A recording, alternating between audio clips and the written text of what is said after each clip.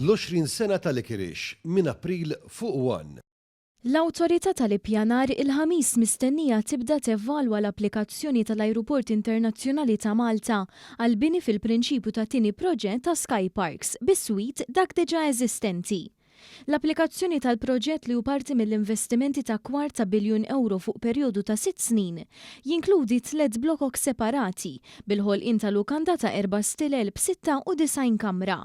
Min barra hekk il-proġett jindika li 2 mill-blokok ikunu għoljin sa 8 solari, waqt li t-tielet li jiġbor fih il-lukanda jola sa 10 solari. Qed jiġi propostu wkoll l-iżvilupp ta' pjazza pubblika ġdida u aktar parkeġġi taħt l-art.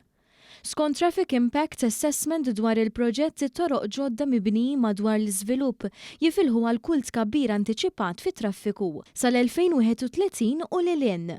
Waqt li s-Sovrintendenza tal-Wild Kulturali nnutat li l-iżvilupp jikkomprometti l-veduti mill-kappella ta' Bir Miftuħ li tinsab qrib, innutat li dawn huma diġà kompromessi mill-blokka tal-ewwel Sky Parks.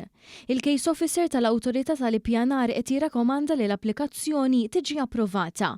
Fid-29 ta' Novembru li għadda u fil-preżenza tal-Prim Ministru Robert Abela, l-ajruport ħabbar numru ta' proġetti fil-maġġoranza favur l-ambjent li se jkomplu jtejbu l-immaniġġjar u s-servizzi offruti lil passiġġieri li għaddu minnu. Dan wara li s-sena li għaddiet l-ajruport irreġistra rekord ta' aktar minn 7 miljun passiġġier u din is-sena qed jantiċipa li r-rekord jerġa' jinkiser.